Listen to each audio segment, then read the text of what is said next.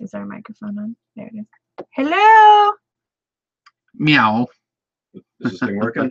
Do you see us? We see you. It's getting weird. It's getting weird. Kilo. Are we scaring you? Was it the meowing and the woofing?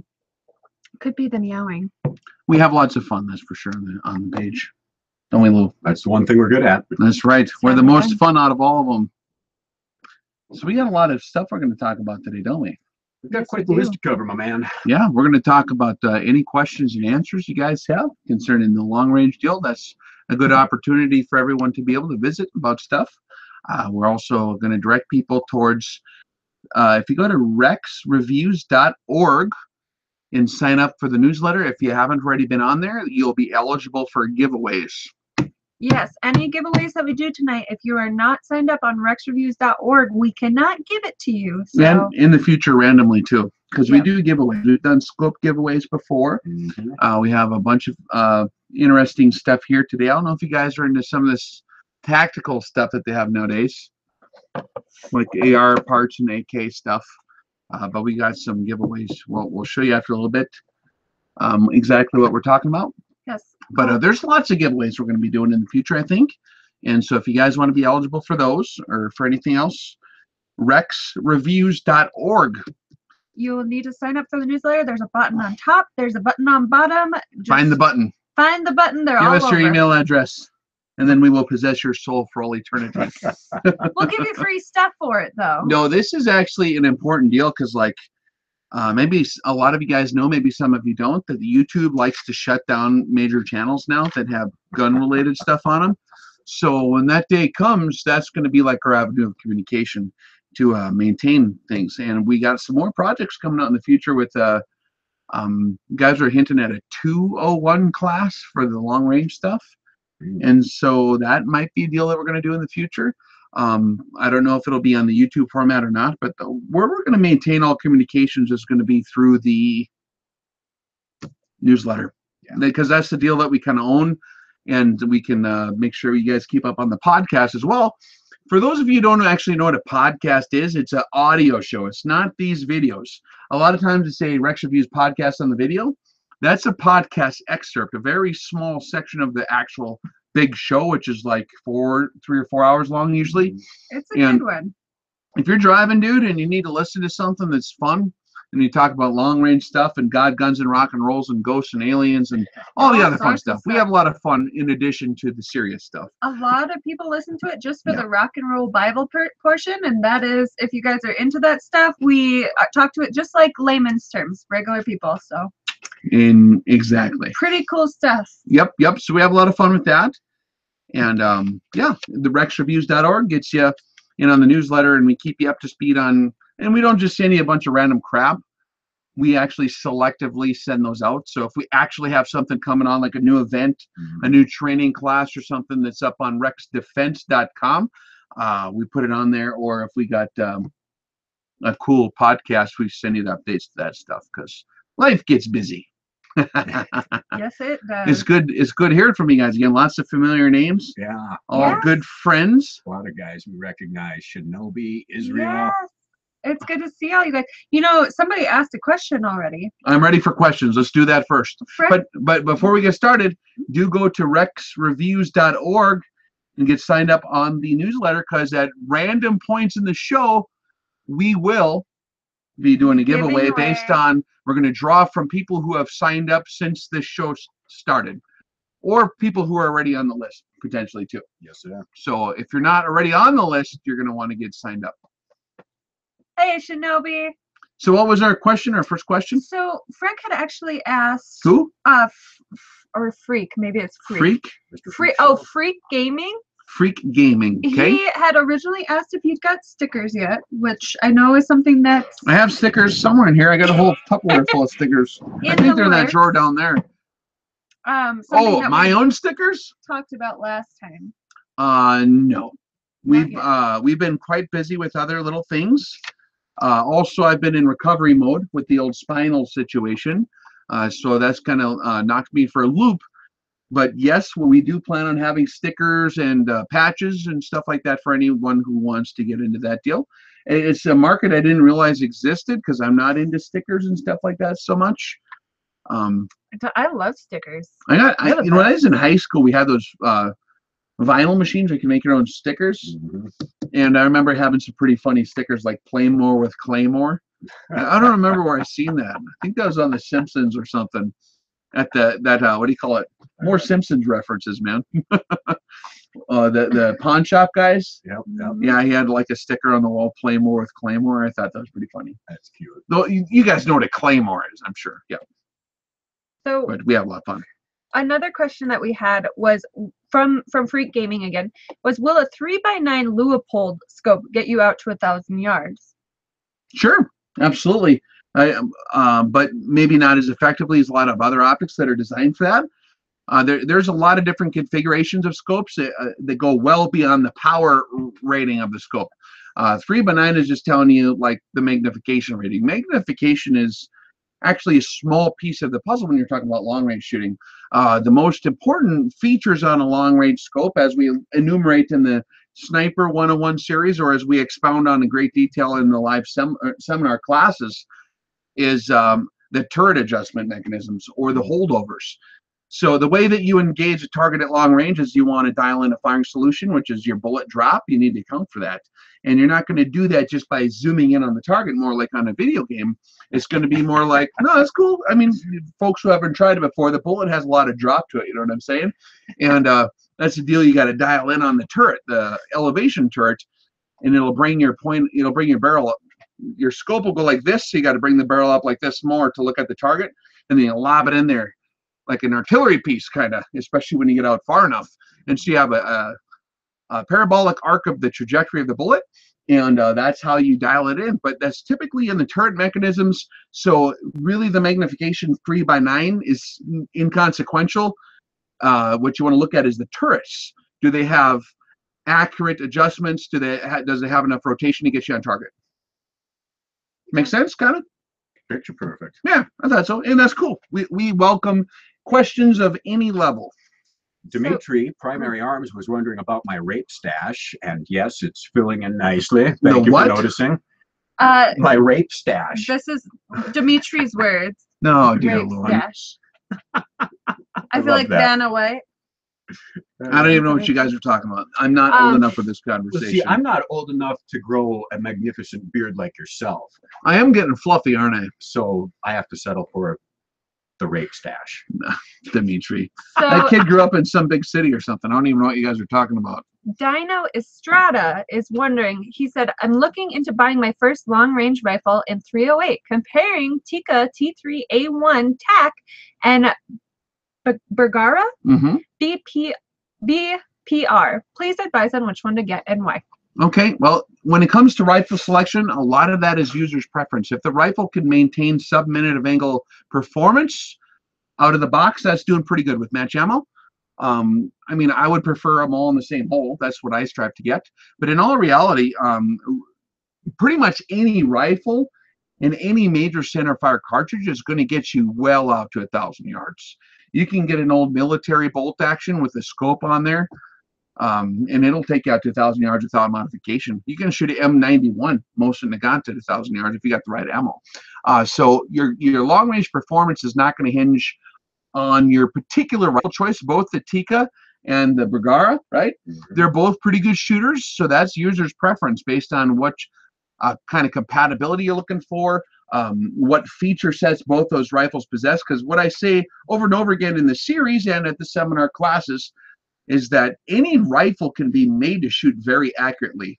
And general feature sets that I am attracted to are simplicity and ruggedness. So I like stuff without a lot of crap on it. Like if it's a more solid one-piece chassis or stock design, that's something that I actually kind of like. That being said, there's a million different configurations in any of those different rifles, right? And so like if you look at even the Savages, you get the same action and barrel, which is very good, but there's a whole diversity of different stocks and chassis that you have available to you. And that's going to really be contingent on your personal preferences. But any rifle will shoot plenty fine. The hinging factor will probably be your optic and potentially ammunition if you're using the totally wrong ammo. You know what I mean? You got to make sure your rifle is built to stabilize long-range bullets. You want to double-check your twist rates and make sure your rifle is not like a varmint rifle, which is generally built with a twist rate on the barrel to stabilize light bullets, like a slow twist rate. You're going to need enough twist to stabilize a long-range bullet for that rifle. So typically large game hunting rifles or long-range configured target rifles are going to be a lot better than a varmint rifle. So you have to look at all those details as well. So we had Crazy Local ask what you asked Santa for this year. Santa? Yeah, the big man in red. We took care of Santa last year, man. I don't think he's barking anymore. You guys have not seen that movie yet, huh? Operation Big Red, what do we call it? Yeah, it was Operation Big Red. Or something like that. Sniper engages Santa Claus or something. Check that out. Yeah, it's a joke. It's a funny deal. It's not real. It's not encouraging anything bad. It was actually just a joke. It was actually a demonstration between spotter and sniper field. For their communication. Yep.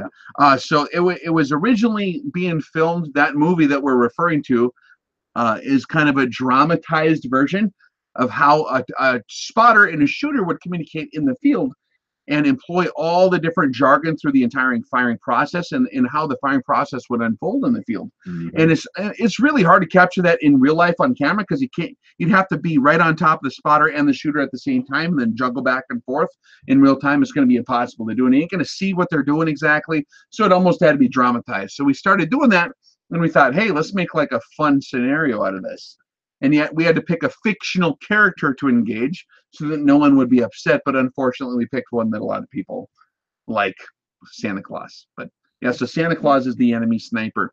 One of our Australian friends actually played Santa Claus. Yes, so yes, we took care of Big Red last year.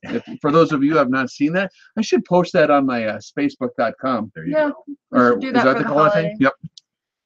So Rusty Bean had a good question, and I actually have a probably less informative answer, but he asked, when you're shooting for a long period of time, what do you do to help with eye fatigue?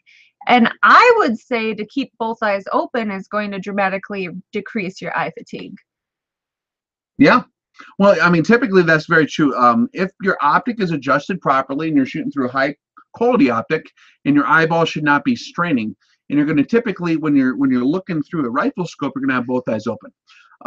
You're not going to be like this with that scope pressing your eyeball. That's Hollywood stuff. A lot of people try doing that, but if your scope is adjusted properly, particularly the ocular and the parallax are balanced out correctly, that's something we show how to do in the live fire classes too. You're going to be fine with eye fatigue. In the field, professional shooters who are employed abroad or whatever they're doing typically will trade off with the rifle and binoculars. So you're not going to be behind one kind of scope all day. You're going to be switching between binoculars, spotting scope, and the rifle scope usually classically doesn't get employed until you're ready to shoot.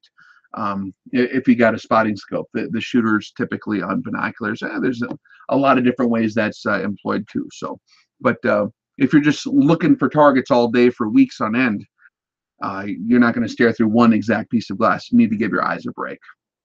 Some people wondering about the free stuff. Yeah, guys. So make sure you're signed up on the. What do we got? Well, we got. We'll review a few of them, right? We gotta start somewhere, don't we? So like, there's these new deals called like rifle pistols, or what do you call them things? Like an AR pistol, right? So like, we got some different deals for that. Like if you got an AR pistol, we got, what the heck are these deals? Where are we at? Yeah, here's one. It's like an arm brace kind of deal. Pistol stabilizing brace by SB Tactical for anyone who has like a AR style pistol. This is one of them arm braces. And there was an argument for a couple of years on exactly the legality of that deal. And I'm not a lawyer and I don't know how that stuff works. So be sure you're complying with all your state laws and federal laws and all that business. A lot of guys say you can shoulder these now. So basically you can have a pistol that looks like a short-barreled rifle configuration, but it's actually a pistol because this deal's built to stabilize on your arm. But then some guys, when no one's looking, puts it on their shoulder.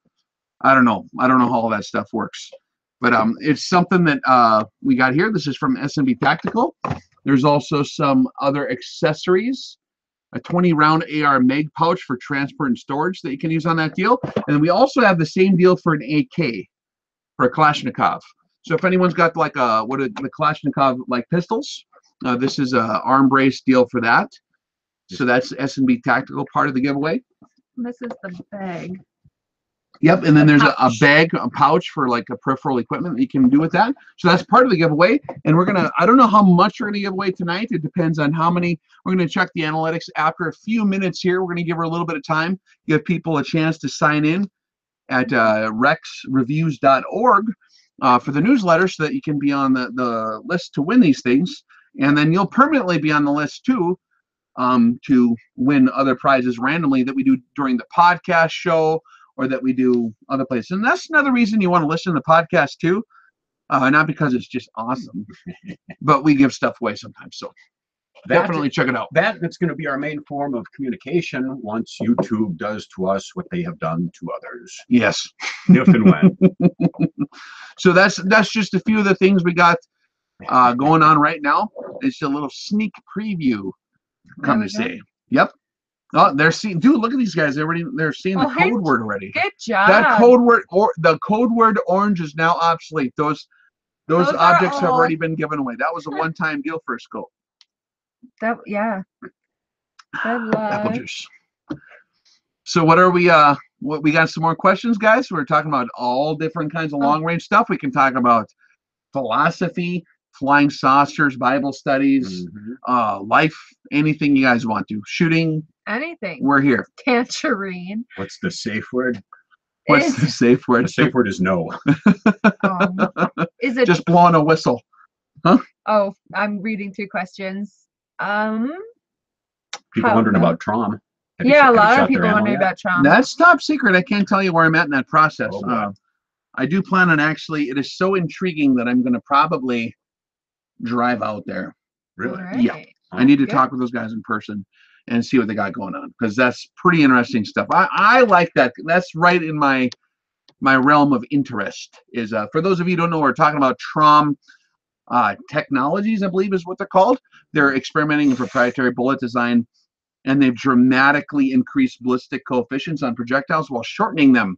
So they increase the gyroscopic stability of the projectile by shortening it, and they also increase the BC, which is normally not the way that works. So they're getting the best out of both worlds, and they're getting really good results. Well, you can still load these cartridges with these high BC bullets inside standard magazine capacity, like lengthwise, like on an AR platform kind of deal. So very interesting. We had a whole video dedicated to that, I think, on one of our last live streams. Very interesting if you want to get more detail on that before I do any thorough reviews. But I need to gather some quantitative analysis of exactly how those bullets perform so we can map their drag coefficient and perhaps adjust the math if we have to. Something Dimitri asked is if we're going to meet up for him for sushi after SHOT. We are going to be at SHOT Show this year. That's right, guys. If for any of you outfits that are watching now for the SHOT Show, Lou and Casey are going to be representing me. I'm going to be not around. I'm going to be gone for SHOT Show. I am evading SHOT Show once again. Thank God. You're not a fan of big crowds, huh? Nah, man, it's cool, but unfortunately, I'm actually going to be completely bye-bye for SHOT Show. So it would be impossible for me to be at two places at once until they build teleporting machines. So not an option this year. But Lou and Casey will be there. So if you see these guys walking around, definitely say howdy, and you can visit with them. That'd be great. We got our media badges in the mail the other day. Yeah. It's pretty official. Yeah, they're getting official now. So if you want to come see us, look for us. Whoa. Oh dear. I know that guy. You know who this is. Oh, Divergent hey. Delta. How's it What's up, going cowboy? there, Divergent? I miss these guys, man. They're my favorite people ever. Oh, Joseph wanted to get your signature at SHOT Show. Oh well, I can write it down on a piece of paper, and then you can get it from Lou. I'm actually really good at forging your signatures, so okay, I'll take care of it. Even better. He just draws a picture. No, hey, by the way, guys, for all of you people who have taken a class, you're going to be eligible for the awesome alumni party that we're going to throw next year. That's not quite scheduled yet, but I reckon within a week or two, I'll have it on the books, advertised, and we will throw one heck of a party. We'll probably have guitars. We'll have some additional training that will be available. And this is like for alumni only, people who have graduated from the class. Is going to be very close to $0. Whatever the maintenance cost for the park that we just decide to destroy or whatever. Not destroy, use thoroughly. We'll pick up all our garbage when we're done. But for whatever venue we're going to use, just once we got expenses covered, like, I don't know, $25 or something like that to get in on one of them deals. So, and it'll be an awesome opportunity to polish up, and hopefully we'll pick a spot where they can do a little bit of shooting. That's my plan too. So we can continue some of the training in a seminar format and just touch bases and get everyone squared away. So for all you guys who participated in any of the training events so far, stand by. It'll be fun. And we'll actually get to visit this time too. I'm on working mode when I go to them deals. So I'm like trying to get everyone all squared away, you know? So you never have a chance to actually visit with anybody. Even my crew, I don't ever get to visit with when I'm at those things, you know? So it's a tough deal. But that's what the point of the alumni will be, to actually hang out and visit. So we look forward to that for sure. All right. So I got a more serious question from Castan Menes. Sorry if I pronounced that wrong.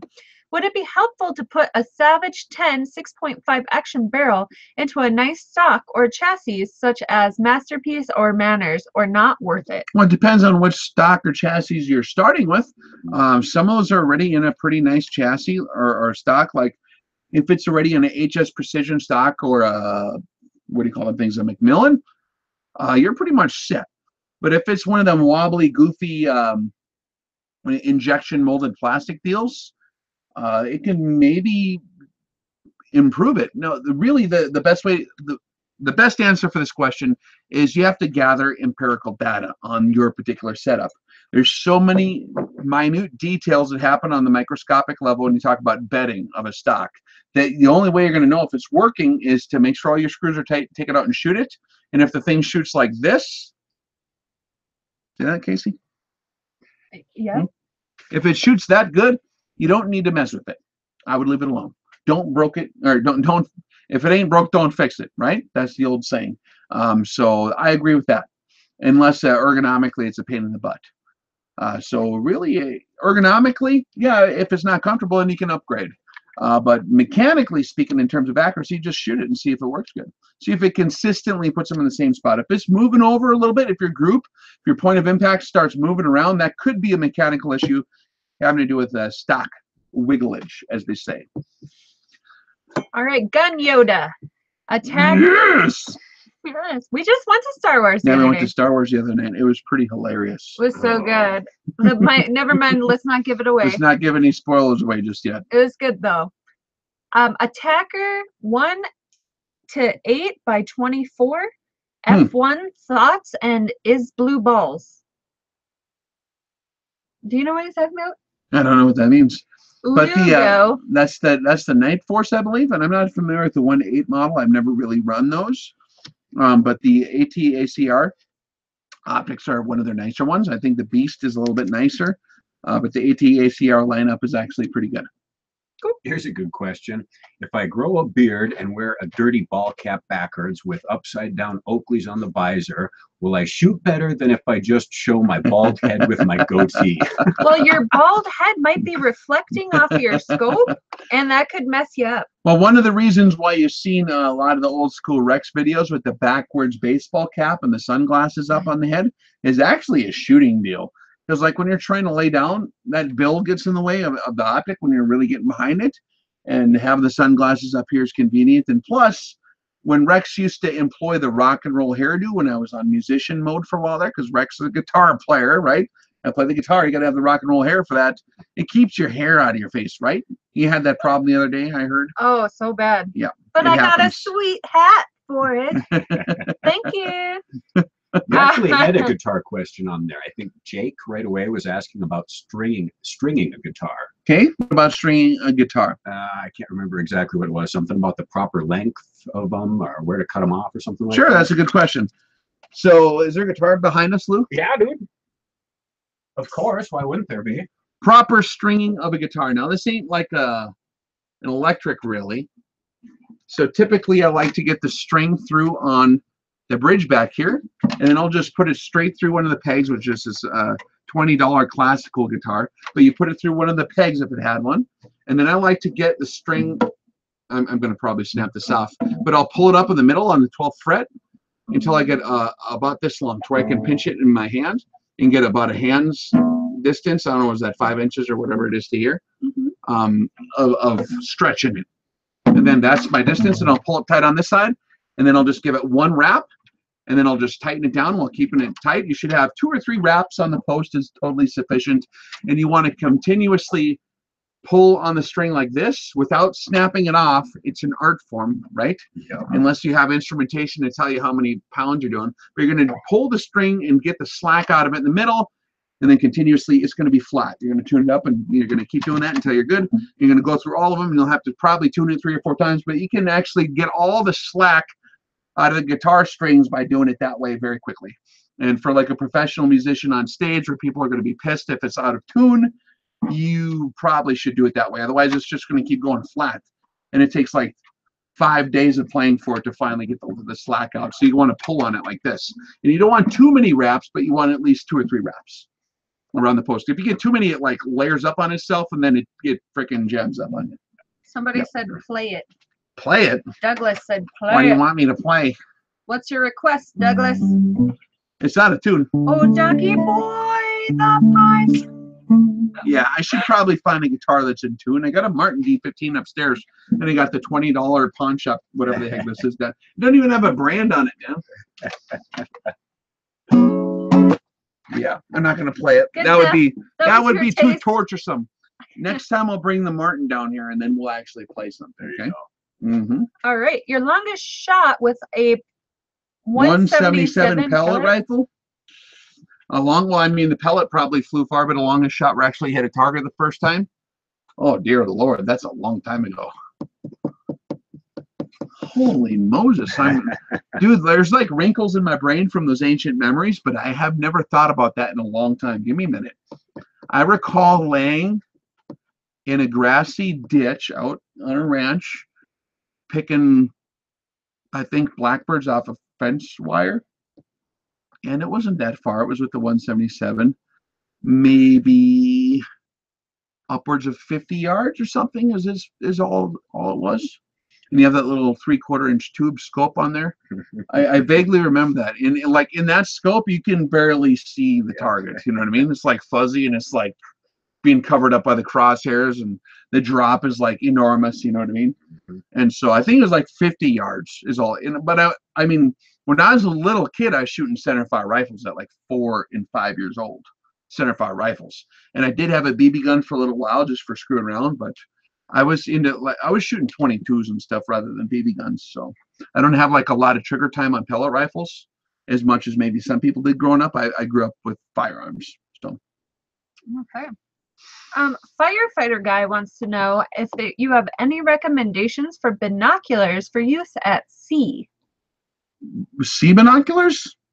I think Steiner makes a really good set of rubber armored binoculars. If you get the marine binoculars, they're pretty darn good. You got to take into account the corrosion with binoculars. Steiner has been doing it for a long time for the military. That's what they use a lot of. So I think that's a good way to go, actually.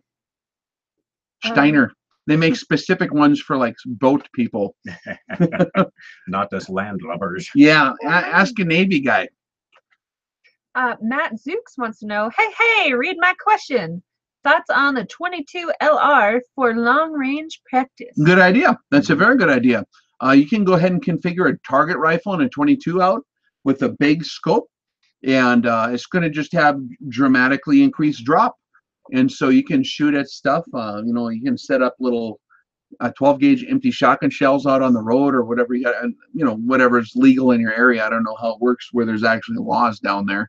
But when I was a kid, we used to just set them up, everywhere and shoot at them with the 22 and just kind of learn it that way. Absolutely. And you can even dial in your firing solutions. You can learn to write down your dope in different range increments, write it down on a piece of paper, and then interpolate between those values to get your charts. You can do all kinds of stuff like that. That's a good idea. And it's way cheaper than the other way of doing it. just to get down the firing process, right? And learn your fundamentals and stuff. I mean, I spent a lot of time on 22s when I was a kid, mastering the marksmanship craft.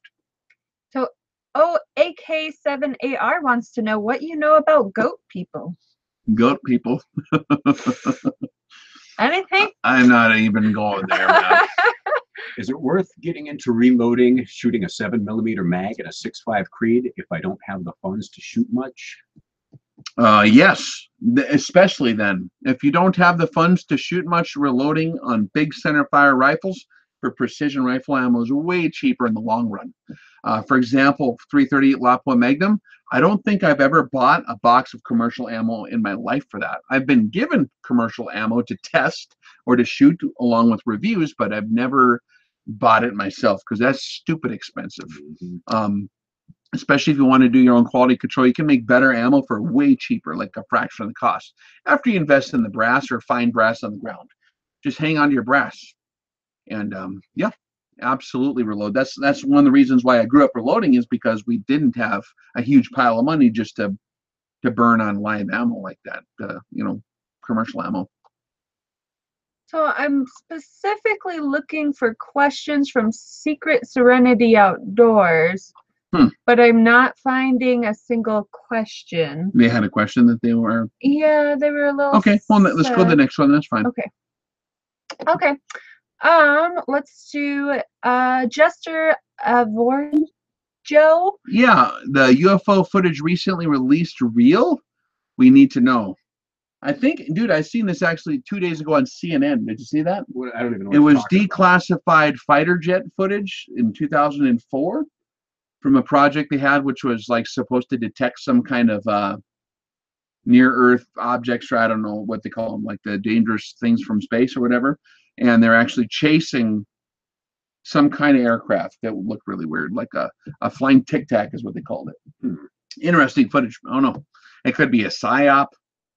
It could be a top secret aircraft from a different country. It could be a top secret aircraft from our country messing with people. It could be fake. It could be, who knows? I have no idea. My personal idea is that it's usually top secret aircraft. They got some pretty good stuff out there, the guys. I'm telling you what. I mean, even like the F-22 Raptor's getting old now. You know what I mean? And that's brand new. And the SR-71 Blackbird still holds all the world records in a lot of categories. And that was like 1962 when they built that thing. Think of a calculator or a television set from 1962. It was like the Radiation King, and it was like solid lead and oak. And it was black and white, and they had like 3 channels, the big click knob that was always fuzzy. And that's when they were building the Blackbird, which still is like classified how awesome it is. Pretty good. I guarantee you they got some pretty cool airplanes now. You want to give something away? Let's check our analytics and see if we had enough sign-ups yet to give anything away yet. We want to give people a chance to sign up, and then we'll start giving one of these away. All right, guys, let me look at one. We don't want to give that away first. We want to give away this one. Yes. Nice. Right, so this is the SBM4 pistol stabilizing brace. If you've got an AR pistol or you want to get one, this will save you something. And this is for the AR-15. Okay. Once we get 6 more, we'll be golden to give it away. So 6 more was our unofficial goal. So we'll give them a little more time to sign up, and we'll answer some questions, and then we'll give that one away, and then we'll wait a little longer to give the other one away. I'm going to give you guys... We don't want to be too hasty. So for anyone who just joined us, if you want to go to rexreviews.org, that's the point of this video, kind of, and to answer a million questions too. But if you go to rexreviews.org, you can be eligible for the giveaways we do, not only on this particular show, but also on the podcast show or just randomly. We've given stuff away before. So, yeah, today it's a couple interesting items here, but who knows what it could be in the future. It could be like a Schmidt & Benner PM2 sometime. Sure. Can you imagine that? Make sure to sign up to the newsletter to be eligible. It depends on how many Belgian ales I drink. Would I hang on to the Schmidt & Benner PM2 more, or would I want to give it away more, Luke? I don't know. That'd be a hard one to part with. I think I'd keep it. But we got lots of cool stuff. that we can give away for these deals, guys. So Wes Kent wants to know Mhm. Fender or Gibson? Dude. So like, if you're talking, it depends on what you're playing. I'm a Gibson guy. Like, if I was going to spend my hard-earned money, I'd get like a Gibson Les Paul, a real Gibson. I would get an old model one, like one that was made back in the 70s, early 70s, probably, like the Black Beauty. Those are really nice. One of my uncles had a really nice one. I think they're like, I don't know how much they cost now, 10 grand or something stupid like that, like a really expensive guitar. But they really used to build them good. I mean, there's a lot of guitars that are actually better from a purist point of view, but it's like a 57 Chevy. It's just so beautiful of an instrument. You know what I mean? I've never generally been a fan of like a Fender. The Telecasters I'm not into. The Stratocasters are cool. They play nice. I like how they play. They sound good. You can play a lot of different kinds of music with them. They have a real nice bright tone to them, a lot of modularity in the sound. But just for like, if I like, my personal preference is for a Gibson Les Paul or an SG if you're playing like AC/DC kind of stuff. All right. Freak Gaming wants to know. I have one more question. If you would please answer it, then I will let others ask. All right. What's this question? Have you ever used KRG chassis? I'm looking into the KRG Whiskey 3. Your thoughts, or Macmillan A5 be better? I'm a Macmillan A5 guy. I love the Macmillan. They've been around for a million years. They've been thoroughly battle tested. They've got nostalgia and history behind them. Like military guys beat the crap out of them and they survive. They can take rifle bullets. You can shoot at it with a 300 Winchester Magnum all day, and you can like you can pound in like what do you call them things? Them railroad spikes with that darn thing. They're so heavy duty. They're really, really, really stout chassis or stock. Fiberglass are a bit heavy, which I actually do like on a big recoiling rifle. Incredibly rigid, very hard to beat. Yeah, a lot of chassis people think are superior because they advertise that they don't have to be bedded. I would beg to differ. Even a chassis, I prefer to have at least skim bedded. So that being said, the Macmillan, you have to bed that, but that's not really a big loss against the chassis. I'm a Macmillan A5 guy totally. If I had to have a World War III rifle, like one rifle for a bolt action that I'd ever have, it would have a Macmillan A5 on it. That's my personal preference. Solid. In the shape of human would like to know, what is a good bullet to get through the transonic zone in a 308? 175 SMK? No. I like the Hornady bullets. Well, I mean, it depends on a million different factors, guys. Like when you're talking about transonic destabilization, a lot of it has to do with how well your rifle is chambered. So you can evade a lot of that, even with a longer bullet with a less of a gyroscopic stability. It's not even about maintaining tractability, but if you have a radical yaw on the bullet that's induced because your chamber's out of actual alignment with the bore, that's going to hose you when you get to the transonic, potentially, because that's where a lot of times the tumble's induced. Just having your chamber cuts, to be aligned with the axis of the bore is huge. That's more important than bullet choice, probably. That being said, the bullets that are more conducive to being stable, actually, those Trom bullets are designed to minimize those destabilization effects. There's a few other designs that are kind of along those lines, but really, more of that is contingent on the rifle. But you can really count on the fact I would not be. When you get to the distance of worrying about the transonics, you're talking like 1,000 yards. And in that cartridge, that thing's kind of running out of poop anyways. And so you're really at the max effective range. There's so many other factors like wind and stuff like that that's going to kick in. It's kind of that's pretty much your max range due to a whole plethora of other reasons as well. So a lot of people overemphasize the importance of transonic stability because it's so darn far. Good luck making it stable anyways, or good luck calculating all that other stuff. It's very hard to shoot that far. So really you're limited by a number of things in addition to just transonic destabilization, which is a small slice in the greater pie of issues to worry about. Does that make sense? Rex, what? Oh, sorry, this is from Caston Menes again. Rex, what is your for this first shot hit? What caliber would you choose for hits at maximum distances for shoulder-fired rifles? My farthest first shot hit, and it's not something that I've explored because it's so far that it's not a competency that's going to be useful for my applications, which is to actually win with one shot. So my max range is like 1801 that I've ever done, where it was like a command shot, first time, like on purpose. I mean, you can, if you shoot enough at long range, you're going to eventually get a few times a hit on the first round. Okay, that's just the reality of long range shooting. It usually does not go that way. When you get to a mile, it's very typical, especially in wind, for guys to shoot like a lot of times before they're on target. That's very normal, even for experts, because the atmospherics are so dynamic.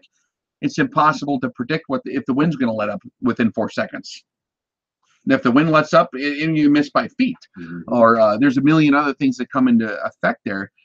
So in all reality, even for a guy that can pull off a first round hit at beyond a mile, you ain't going to do that deal every day. That's just not reality.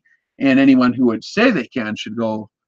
And there's that milk jug challenge. Actually, them long range shooters, Utah.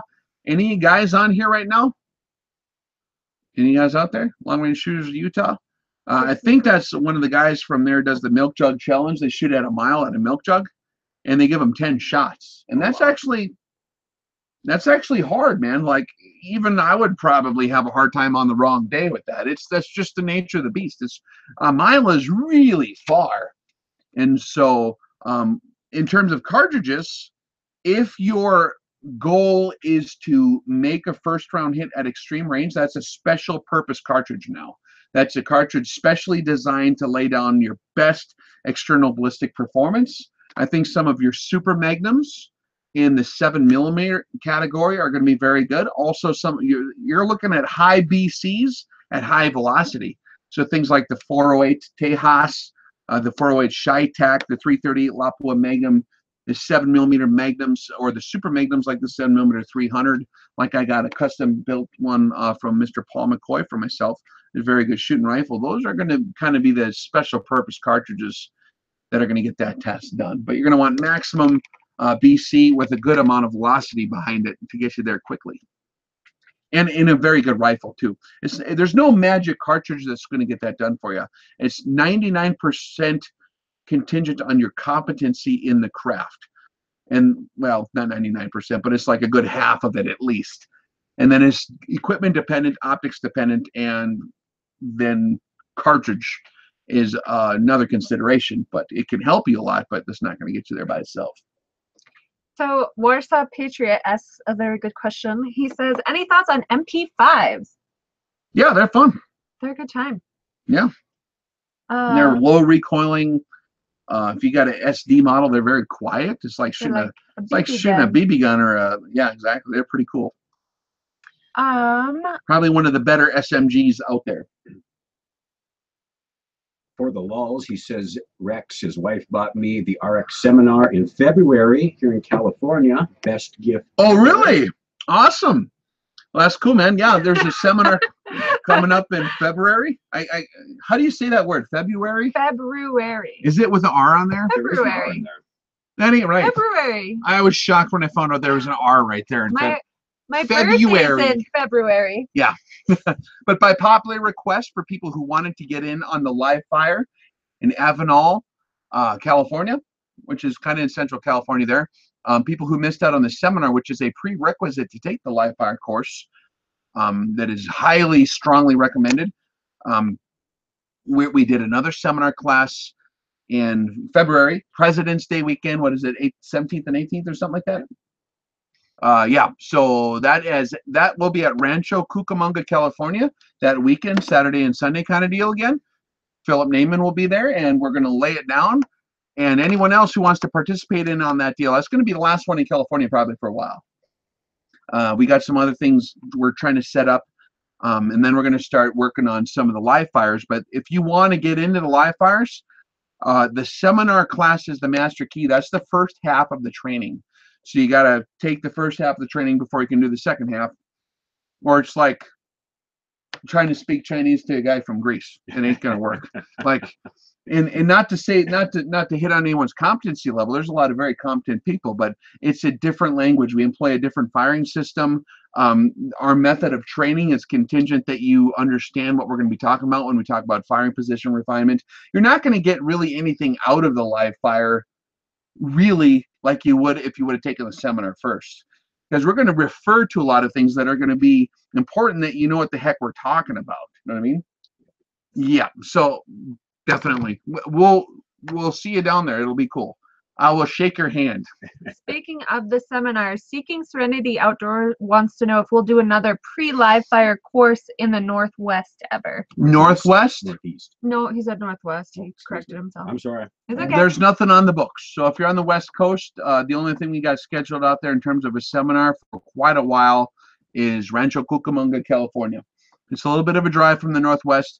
Of course, we would like to go everywhere, and we'll try our hardest to go everywhere at some point, but we're all holding full-time jobs right now, so we only have limited amount of time to do stuff like that. So right now, the only one on the books is Rancho Cucamonga, California in February. Scroll back down, would you please? Daniel has asked this question quite a few times here about the difference between G1 and G7s and why G7s are preferred for long range. Oh, Okay, so we did a video on my YouTube channel, which you're on right now, right? Is out there on? I think so. On the bottom of the deal, there's a little thing that says TiborasaurusRex on there. But we did a video called G1 versus G7. If you type in G1 versus G7 Rex reviews, you'll find the video.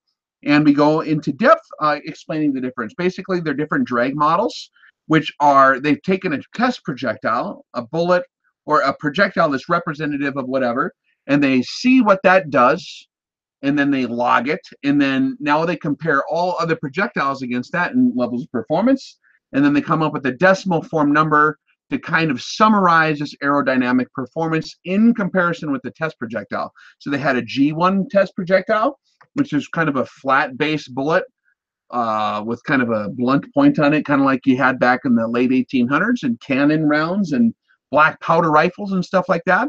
And that's what most commercial rifle ammo is based on, the G1, which most modern bullets vary from that quite a bit, especially when you're talking about bow-tailed modern long-range profile bullets. They're based on the G7 drag model, which was a test projectile that was actually, you know, had the tapered back end on it, and the bow tail and the ogive is more similar to modern rifle bullets. So the test projectile from the G7 is more similar to that of modern rifle bullets, whereas the G1 would be more similar to bullets shaped like that more. The problem is, like, all of them are going to be different than what you have.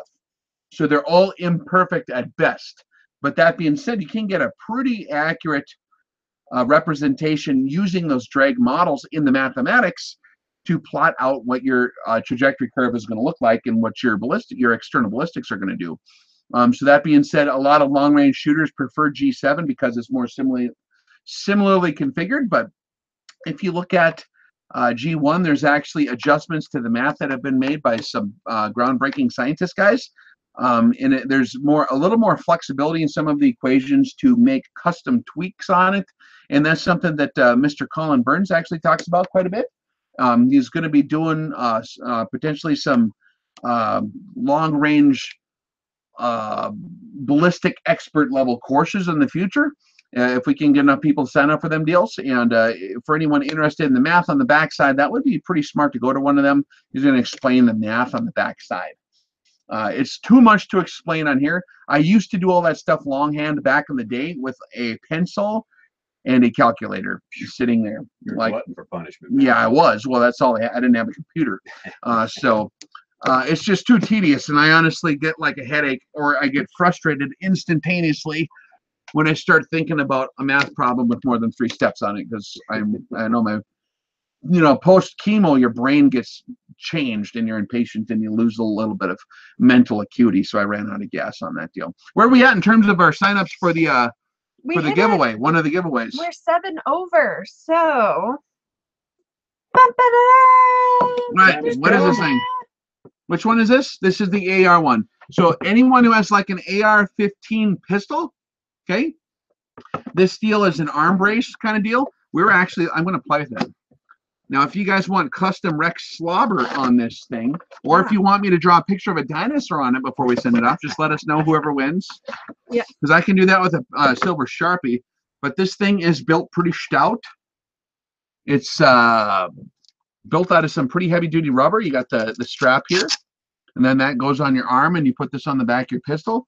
And some guys run these in different ways, but it looks kind of like, at a glance, like a collapsible buttstock deal. So for stylized guys, that's what they really like. It's kind of a deal if you don't want to get into an SBR, but you want something that looks like one, kind of. This is cool, and it stabilizes your arm like this. You know what I'm saying?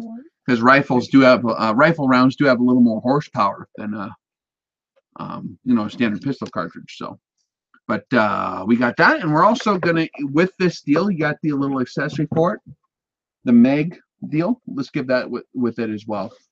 So this is the twofer? You're doing a twofer giveaway. The SB mag deal. This is like a magazine accessory that sits inside of where the arm would go, and so you can keep a spare magazine in there, which is pretty slick. And Rex would sign it for you if you ask him. I would sign it. I've actually drawn on some really expensive guns, man. We probably One guy had sign it live so they can see it. What's that? The Desert Tech, the modular bullpup deal. One cool guy came up one time, and yeah, it's just kind of a cool little deal. You can put inside that deal, and you have your magazine. You can retain in there. I was playing with these earlier. Very, very cool little items if you have a pistol. But yeah, I drew a dinosaur on this deal. So how are we gonna? We had a method for randomly generating a name from the list of subscribers from today. Let's take care of that real quick. Miss Casey Day, we'll get that done, and then we'll announce the person who won. And actually, we'll just use the first name when we announce who won. Okay. Or maybe if they got some handle. Well, what I was thinking we would do is pull them straight off the live, and they would give us their Sure. Whatever you want to do, sister. I'm game. As long as they're comfortable. You guys comfortable giving us your email through the live chat here? Is that kosher? If you win from the live, can we get your email straight off the live chat? Well, their email is on the thing, isn't it? As they subscribe for it. Well, yes. Assuming it's the same one. We'll just, yeah, it'll be fine. Because all those brand new ones are people watching right now. Well, I would verify that they're signed up. Okay. Okay. So. Well, hold on. No, we're looking at the list of emails that came in, the brand new ones. But if I say what would I say their name? Yeah, we can say their name. Okay. Or at least part of it. We'll give them a clue. All right. Or we'll send, how about this? We'll send you an email privately. Ooh. Some guys are very sneaky in what their email addresses are. Fair enough. Oh, here we got a name and we got an email. So we could just use a first name. How about that? And a last initial. There you go. Okay. That's a safe way to do it. So we are now scanning through and we're using our random generation technique. You ready for this? Yeah. Random generation. And we're within the zone. Stuff there, man. That one right there. Ooh. That one doesn't have a name on there. Okay. It's HYMNATR something. Yeah. Heimnater. Heimnater 1. Hymnator. Who's Hymnator? Is there a Hymnator there? If you're Hymnator, say aye. Hymnator, are you there, brother? Is the Hymnator? Hymnator. Well, we'll send you an email. We'll send you an email, Hymnator. Is it Justin? Is that where? That's you? I'll say it. You guys are squirrely. It's a foolproof system. We'll send you yeah, we got a foolproof system. I think we got a pull from the live chat here. Huh? Yeah. No, with the Hymnator. We'll send the Hymnator an email if he responds back to us. If not, then we'll go back to the drawing board. So Hymnator, you have a very short amount of, or whatever the hell your name is. I'm sorry. You have a very short amount of time to get back to us if you want this stuff. Okay. If you don't want it, then let us know and we'll give it to someone else. But yeah, so send the Hymnator an quick email here. email there, and we'll get back to him. All right. And then You won. we could mix it up and we could pick some from both ends too. We can do anything we want. We can do We're all the masters of our own things. destiny. That's the fun part about being in control of your own system. By the way, Himnator, I'm like destroying this box. Way that this to thing go. kept in. Did you autograph it? Oh wait, Yeah, hey. well, I could. I don't know if he wants me to draw on it. I wouldn't want some goofball like me to draw We on could this sign item. the box for him. Oh, there you go. That's a good plan. We'll do that. All right, Himnator. Let me just send you an email. How do you here. even say that name? I'm pretty sure it's Himnator. Himnator. This is what you get for not giving us your real name. Himnator. Get called Himnator. Yeah, Himnator 1. We'll just go ahead and write that down, and then we'll send him an email, and we'll get that to him. All right, I'm sending it off right now. Oh, there we go. We have it in our system. We got his actual name. Yes, we won't tell you, but We're not going to tell you the name. We have the actual name. So we'll go over in a minute here some more questions and answers. We'll talk some more. There was one question on there. What was the question, bro? Somebody wondering about your favorite beer. My favorite beer? Yeah. Ugh, that evolves over time. I don't like just drinking a lot of beer that's not really good. Not a Bud Light guy or what? No, that's dirty water. But there's like, I'm a sucker for some of the Trappist ales, which are like the abbey ales, like from Western Europe, where the abbeys and the monks would brew their beer. A lot of times, historically, for the time of Lent, they'd go on their Lent time diet, right? And they'd quit eating food, but then they would just drink a huge amount of beer, which is an interesting tactic, because if you drink enough of the beer, you'll forget that you were hungry. So apparently they developed this whole series of ales based on that, but they're like a sweet, malty, dynamic, really strong flavored beer. Sometimes they're a little bit strong, so you got to take it easy on them. But for a sipping beer, man, it's a really, really good one. It'll sustain you through those hard months. Add stature to you. A really good question that we had earlier. Somebody had asked about finding bullet trace through a scope and how you do that. And then another person asked why you would want to see that trace if you're the spotter. Okay, so bullet trace is the primary means by which you need to spot your rounds, because the splash can be very deceiving. Mr. Lou McCoy and myself did a very thorough video on that subject, talking about all the different little things that can deceive you when you're shooting and trying to observe where the bullet's going. A lot of times you can't see any splash. Splash is where the bullet hits and makes a poof, right? Or, moves the dirt. In snow, you're not going to see anything. In most thick grass, you're not going to see anything. If it's wet, you might not see anything. If there's a brush or pine needles or logs laying everywhere or rocks, you might not see impact. A lot of guys who are used to long-range shooting do so in the western United States, where it's very arid, and they're almost kind of spoiled by a very clear bullet splash.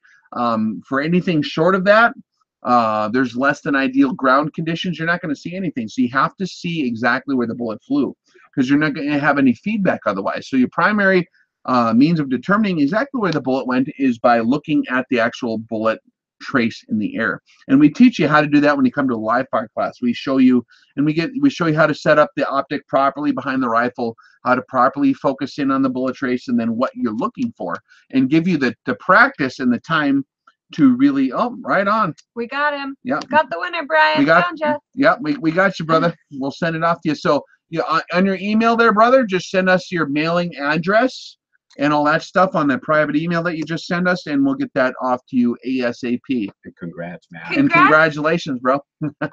Now, you might have to buy a new weapon to get into combat. That was my predicament. I'm like, I need to buy a new weapon to do this. I don't have any money. What am I going to do? So I just said, we'll give it to these cool guys. But so that's the main question. Also, a lot of times when you can see bullets splash, you're not seeing it formulate in the place where the bullet actually hit. A lot of times bullets ricochet off of objects or deviate off their path when they hit their target, and then they splash somewhere else. Or they hit, and then a bullet fragment will fly in a different direction and hit a dry spot, and then the spot where it actually hit most is like the wet spot. So there's a lot of weird secondary splash observation techniques you need to become familiar with. We teach all that in the seminar. All right. And on the video series too.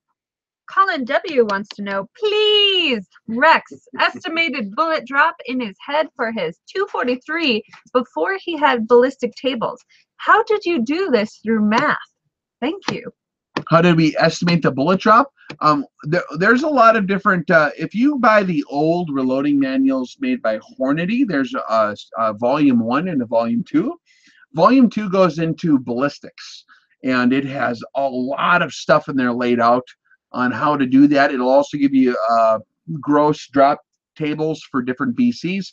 It'll walk you through the different concepts and formulas and stuff like that on how to calculate a lot of those things. So that's a good source of material. A lot of those old school, I think volume 1 is the one where it actually tells you your load data, and then volume 2 is how to calculate where them loads go.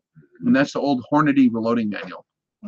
So Brent Fed is sad because people think he's crazy. He'd like you to explain barrel timing. Barrel timing? Mm-hmm. In terms of like the gunsmithing aspect? Is that what he's asking about?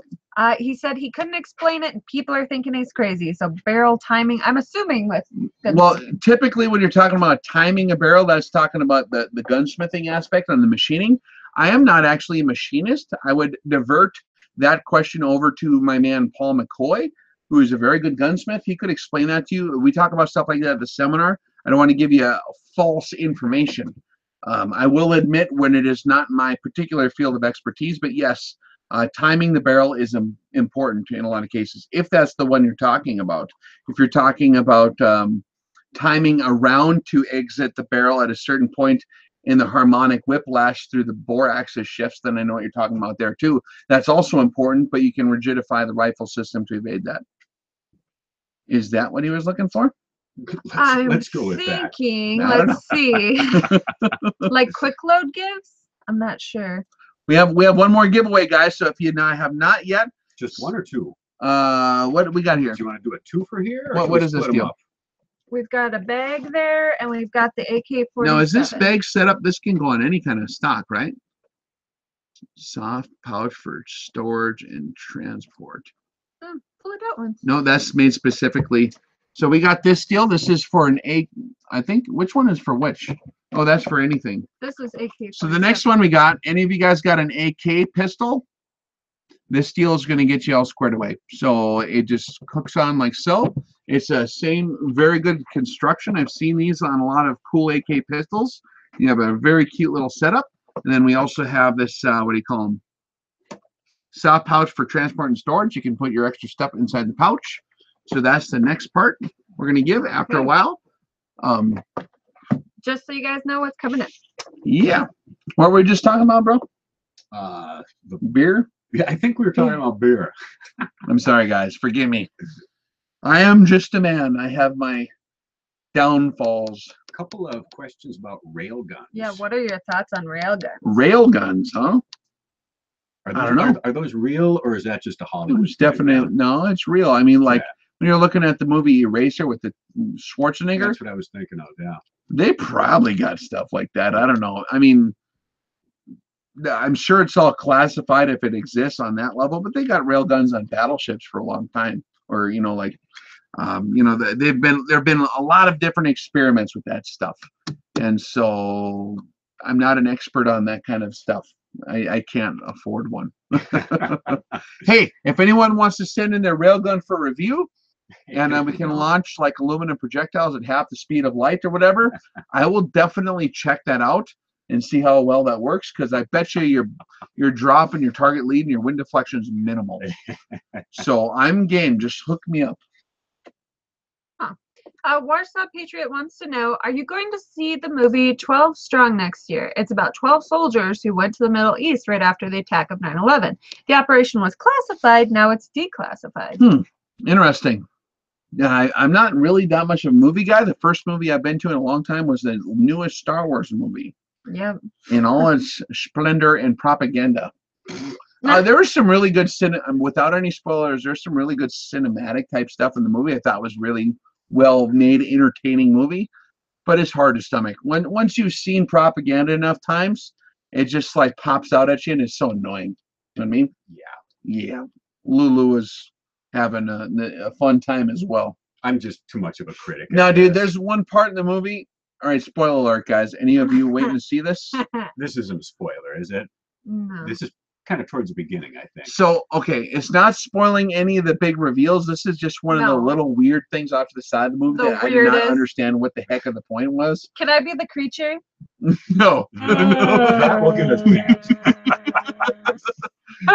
There's a part where Luke Skywalker milks this walrus creature. No kidding, dude. Yeah, and it has dramatic music in the background, and then they like show like real detail he's milking this walrus-like animal, this like an anteater walrus or something on the beach. I'm like, because he's stuck on a planet by himself, and it's trying to illustrate how hard he's got it out there. Right. You know, he's got to like milk the sea cow space walrus thing for sustenance.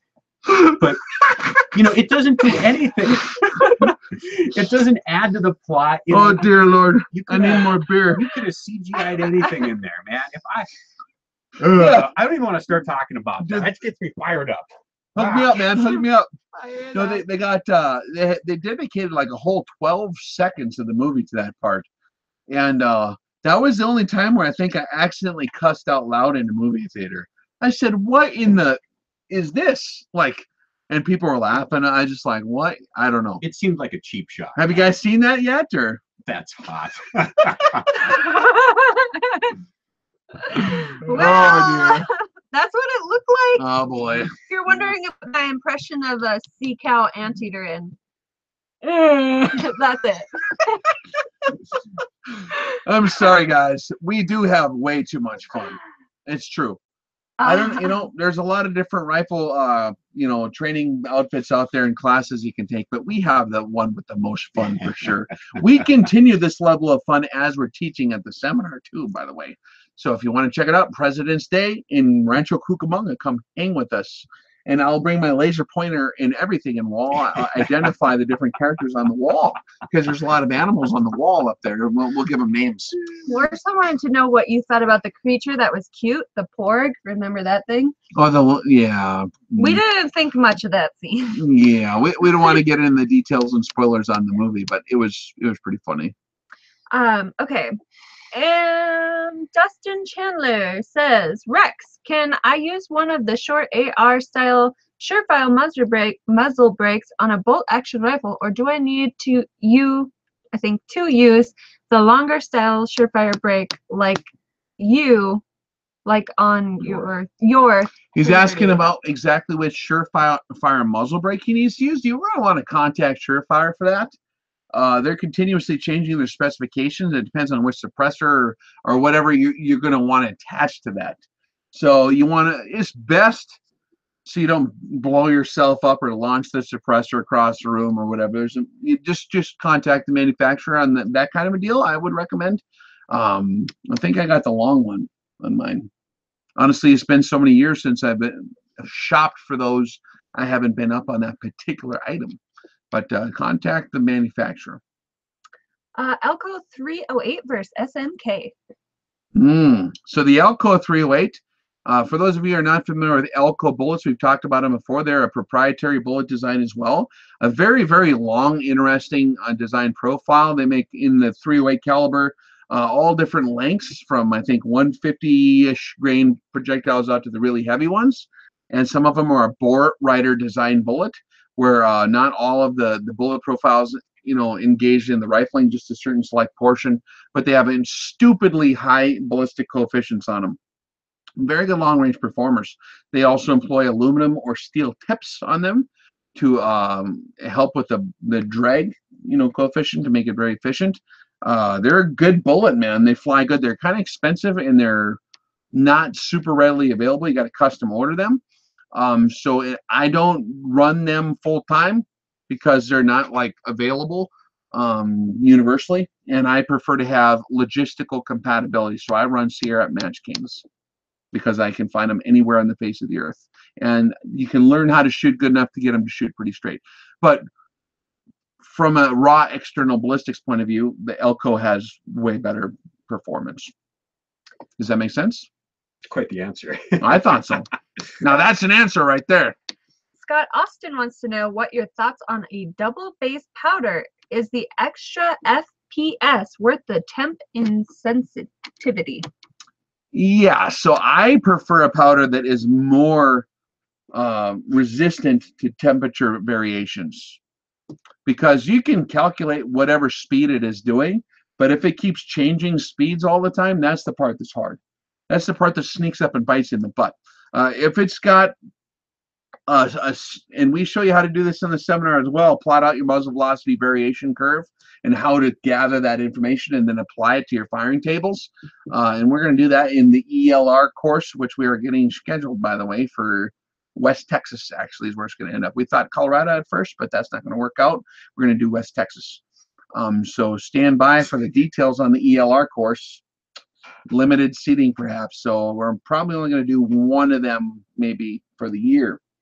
A lot of questions on here, or maybe it's just one guy asking the same question over and over again, but what are your thoughts on Yukon Jack? That Yukon Jack, though.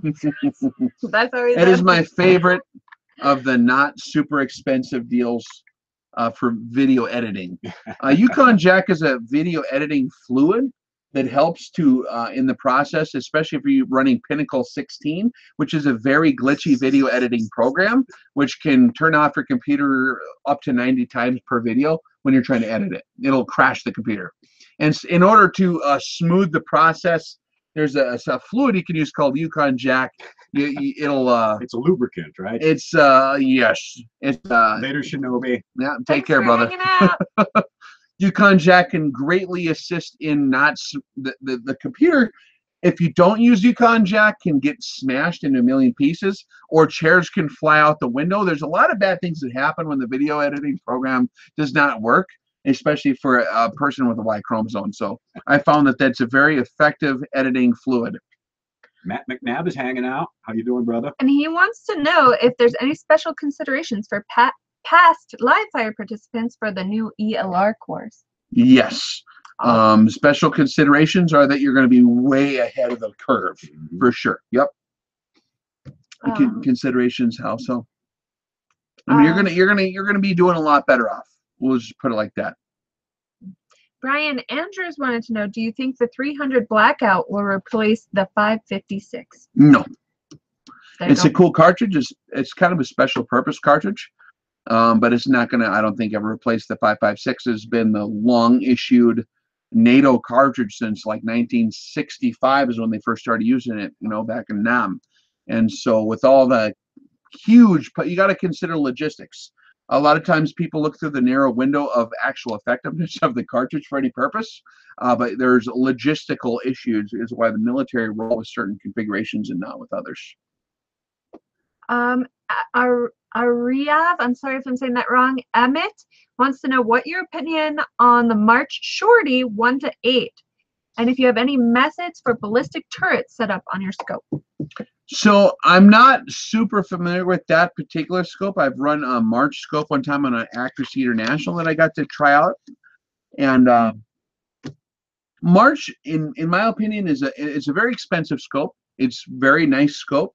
But it's configured more. The one that I was using was, I forget what power. I think it was a 40 power, went up to 40.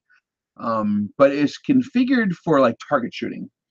And so the particular one I had, I think, had 1/8 minute of angle click adjustments, which was twice as fine as other ones for shooting at paper and stuff, or for target shooting is very effective. But for tactical applications, that particular it seems like in general that company has been catering to the target shooting crowd, which is awesome. But I do a little bit different of a deal, so I haven't been riding the train on March's new stuff, particularly the 1 to 8. I have not seen one of those in my hands yet. Andrew Hart had a good question about, he wanted to know how you get an IR thermometer to read your cartridge temp correctly. That shiny breast makes it difficult. That's correct. Can I take a swing, man? Yeah, Lou, you hit this one, Lou. Woo woo! I'm stealing this one from Mr. Colin Burns, but he said to take a little bit of a crayon and smear it on the butt end of the primer so you don't get that reflectivity in there. Right? Yep. Yeah, brass, especially shiny brass. You can either let your brass get really dirty. That's option number one. Because a shiny brass is like a mirror. When you get the infrared thermometer and you read and we're talking about reading brass with an IR thermometer to get the ammo temperature. So that we can plot out the velocity variation and account for that. That's a factor that can make you miss by this much. at even 800 yards. If you're not paying attention to that, people miss over the top. And people don't ever log that because people are so used to just shooting a lot. I just shoot another time. Man, it's good, you know. But like, if you want to hit on the first time, or if you want to log what's happening scientifically, it's good to take care of all that with quantitative means. So to measure the ammo temperature, you have to use an infrared thermometer. And brass is shiny, so it's like a mirror, so that beam is hitting there and bouncing everywhere and hitting all the other stuff around it. You may or may not get a good reading, usually not. So it needs to be a dull color in order to read it. So you can either get the brass, let the brass get dirty. Some guys, you know, discolor it or let it get kind of a matte color, or you can use a brown crayon and smear it on the back and then read that particular spot. It'll give you the temperature, at least the surface temperature of that brass. But don't smear that crayon up the bore, right? You don't want that stuff up Yeah. the barrel. Only the bullet goes into the bore, Lou. Hopefully. And a little bit of flamage behind it. That's fine too. Yes, I'm just getting through some different things here. But I'll tell you what, man, you're never going to take a precision rifle course in your life where we have a bunch of crayons out in the field and we're coloring with crayons. We're coloring our ammo with freaking crayons in the field. For serious. for a good reason. It's pretty hardcore. So where is it here? There was a good question. Seeking Serenity Outdoors wanted to know what the best 7 mag ELR bullet. I like the 1.9, well, for a 7mm Remington Magnum, it's contingent on the rifling twist of your rifle, obviously. So you can't go with a bullet too heavy for your twist. You know, your twist rate on your rifle is only going to stabilize a certain size of bullet. That being said, if you could build a rifle from the ground up, I'd build it with enough twist to stabilize. In a 7mm Remington Magnum, I think the 168s are a good balance. In a Super Magnum, like a RUM or a 7mm 300 or a Shooting Times Westerner, you can get away with something maybe a little more stout. I like the 195 Burger Elite Hunters or whatever they call them. That's what a lot of guys are running. The 195s are incredible for a big Super Magnum and a 7mm for extreme long range applications. Not for medium range deer hunting or something, but if you're trying to shoot at like a mile or 2,500 yards or something like that, that's what you're going to want to run. How about, what did that guy say? Grave 6 Deep wanted to know what your opinion of the MK318 Mod 0 round versus the MB8 by 5. I don't know. I'm not I sure. haven't shot any of those. Those sound interesting. Sounds like crayons need to go in the drag bag. Ranger Proof Arms Optics any good on general purpose AT? Ranger Proof Arms Optics. I don't think we've had Ranger Proof? Is that really a company? Ranger Proof? Woot woot 0001. Oh, Really? AR? Any good on AR, I wonder. I don't know. Send us one. Yeah, I've never seen a Ranger Proof Arms. I'd seriously doubt that it's actually Ranger Proof, though. If you guys ever met one of those guys, they like to break things. That's their job, is breaking things and killing people. How about Yeah. Mitchell Clough is asking about Sig Sauer Optics.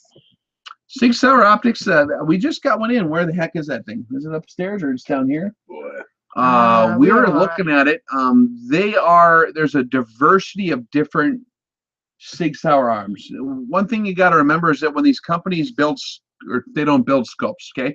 Companies are going to have scopes configured to their specifications, and they're going to contract out from various different sources on who's going to make the scope. So one particular line of scopes may be made in a factory in China, something might be made in Malaysia, something might be made in Japan, typically with over-the-counter scopes nowadays. That's just how that game works.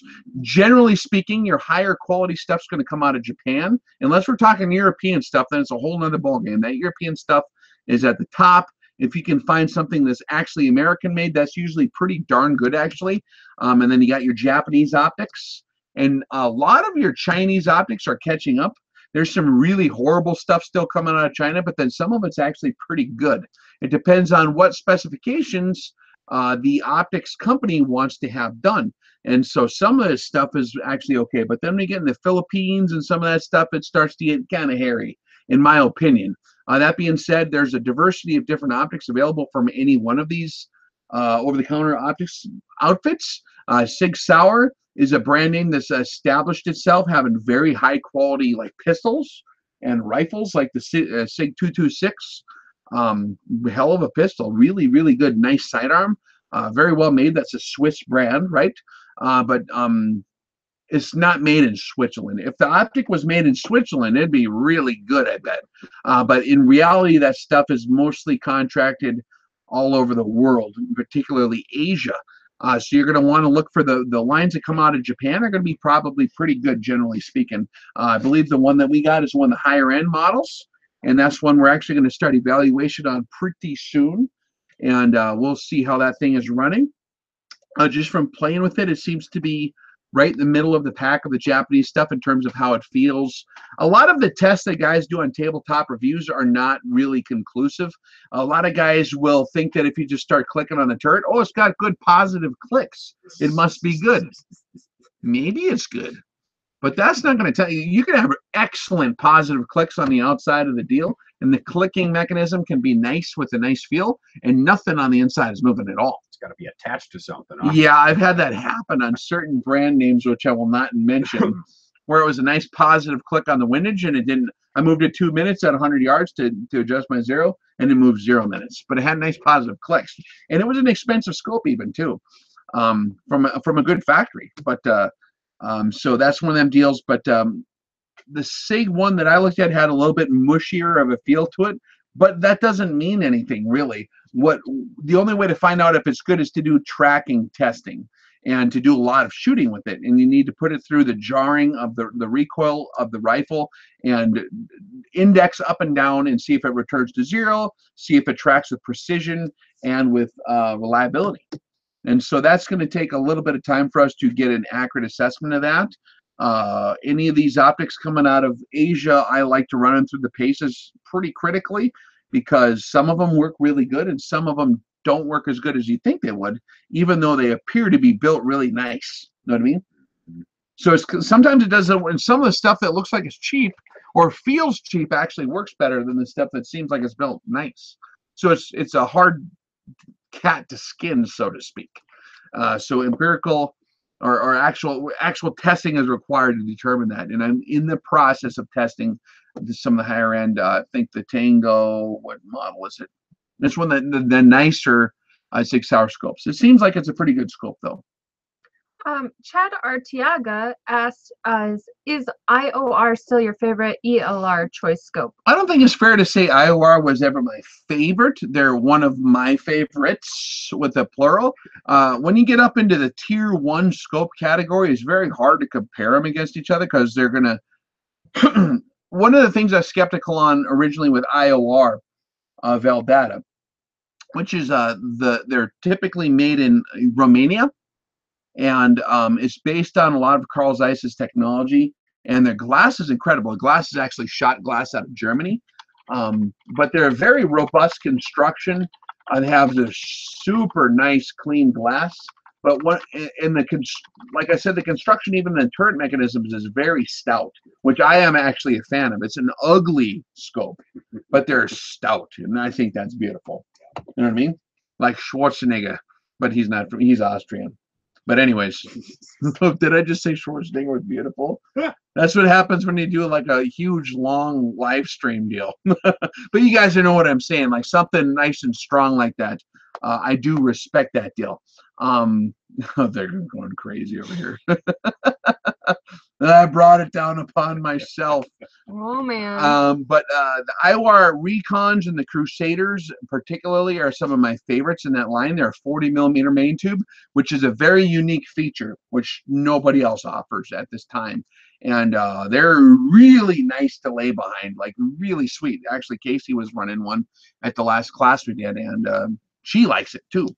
And so you have a huge difference in perceived quality when you lay behind that. They're really nice. The tracking on those particular scopes and all the sample size I've seen, which is maybe a couple dozen of them now, they all track head-to-head with the Schmidt & Benders. At least not out to the maximum periphery of the adjustment range, but like within standard parameters for shooting out to 1,000 yards. They track almost identical with the Steiners and the Schmidt & Benders. Now, if you really, really get out like the ruler and perfectly check it, it's not going to be as precise as the Schmidt's, but it's not in that same price range either. So my long lost, or not long lost love, but one of my favorite scopes has long been the PM2, but a particular model of the PM2. There's some that I actually don't like as much. But the Recon is right up there, nipping at the heels. IOR makes some really nice stuff nowadays. Steiner is another one of my favorites. Steiner, Schmidt and Bender, and the IOR new generation 40 millimeter main tube stuff is actually really nice. So it's hard. It depends on exactly what you're doing. Again, there's different features on them, but they're all really good. Thomas Brown wants to know if you still own that Rolla-Tube tripod. I do. Want to grab the Death Blossom? The Death Blossom! This guy? Yeah, give me the Death Blossom. Hi, Matt. Oh, that's Pokey. Handed to me. Oh, sorry, man. Jeez. They call it Death Blossom for a reason. You guys know what this thing is? You guys know the story. I don't have to tell it again. Death Blossom. Death Blossom. You put this in your yard, and you just flip the switch right over here, turns it on. I'm not going to do it in here. That's dangerous. But anyways, you set this in your light like this next to where you're worried about bad guys, and you are completely covered.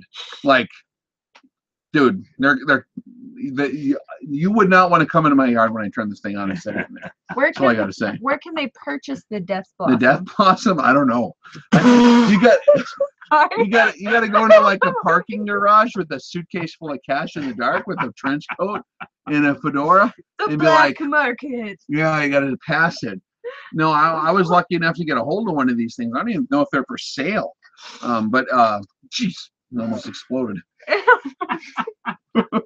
This is a tripod, guys. This is tripod feet. And then these are snap bracelet things wrapped around it. It's just a tripod, okay? So there's your tripod unit, and then these things on. You want to see it? Is that what they were asking for? Yeah. Is there a place they can buy this though, for real? Rolla-Tube Expeditionary something. I did a review on this, guys. Look up the Rolla-Tube tripod reviews. Did you see what I just did? Just like that. That's one of the legs. Right out. And then you take these feet off, and then you put it on here, and you put the feet on the bottom. And you can put like a M240 machine gun on here or a 50 cal. Yeah, so I'm just grabbing the legs off. They roll up. So you can put this in like a little pouch. And they're stout. You can like lean into it. You can jump on it. You can lay on it. They're stout. The Special Forces guys are testing these for a while. I think they're going with the carbon fiber design. But here's the legs. And then you put it on here. And they have a very nice head unit on here for doing like laser targeting or spotting scope applications. Very nice. One of the nicest constructed heads I've ever seen on one of these mounts before. And then it just rolls back up. Yeah, it's actually pretty sweet. You got this I'm playing with it. The UK video, didn't you? Yes, sir. I got a question. Mm-hmm. Max Power wants to know how I order my coffee, and it's actually funny, Max, because I order it very specifically. But typically on like a normal day, I'll get a spicy chai latte with 1 shot. So it'd be a dirty chai. Hey, you ever eat that cat poop coffee or whatever it is? No, I've never had it. And it's like some weasel, right? In the rainforest. some weasel, and they pay like $500 for a shot of this coffee or something. Because they find the best beans. I think people are crazy now. Black Rifle Coffee is a great company. What is? Oh, I'm not answering that. Are they asking inappropriate things again? No, they wanted to know what our favorite color crayon is.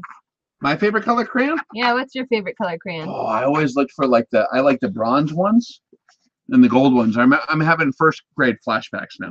Oh man. I was like, wow, a bronze crayon, like a penny because colored. they shined. Yeah, I remember we had cool. to color like the colored in money, like so you can learn in money. So you'd have to have like the silver to color in the dimes, and the copper to. You remember that? Oh yeah.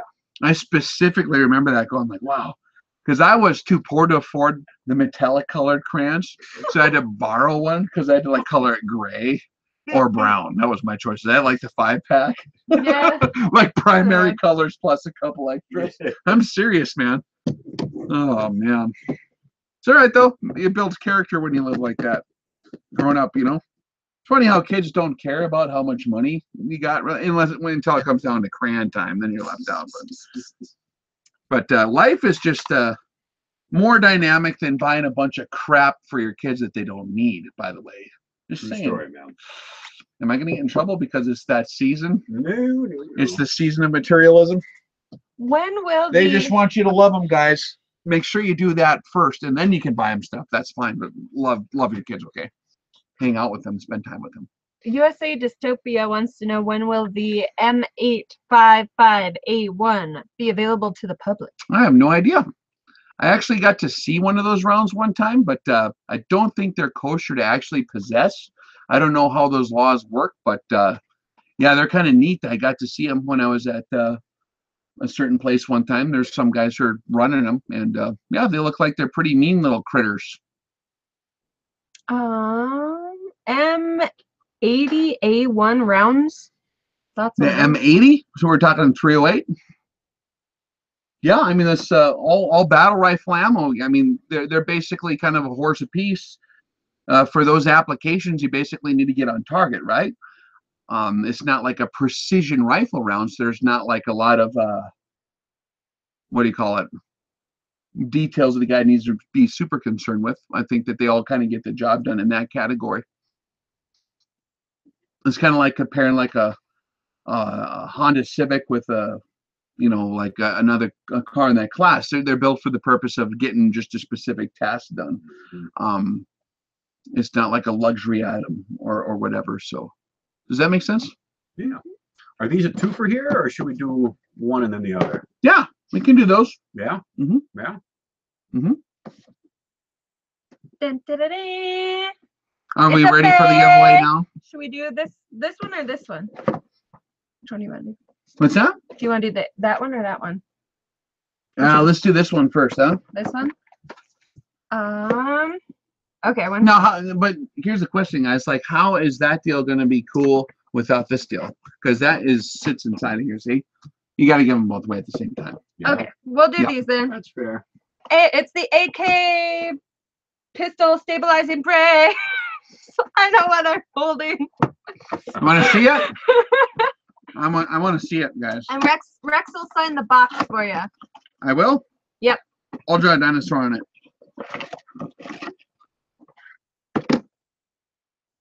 Yeah, it's actually built like a tank here. You see that, you guys?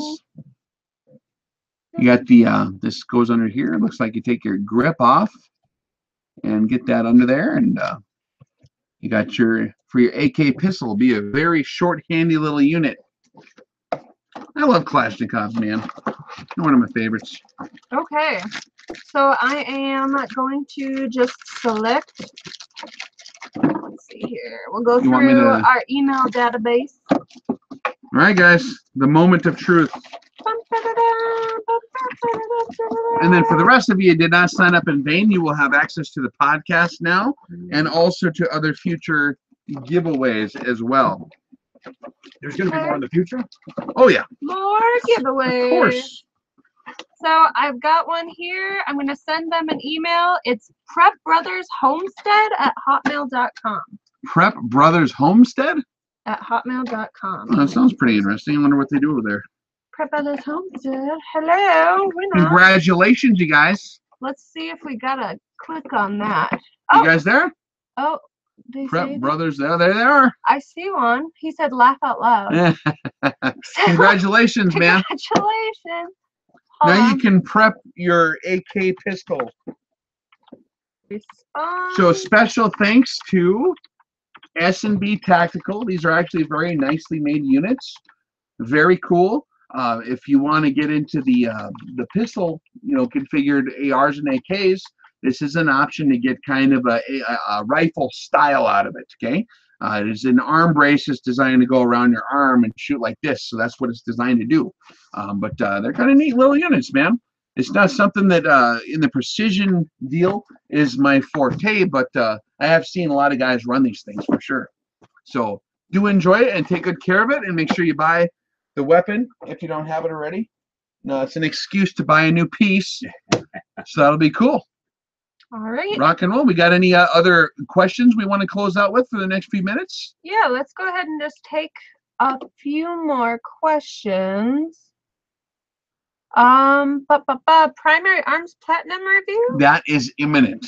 Actually have all the testing done, all the footage done, and I've actually got enough of a sample size now seeing other scopes and how they perform.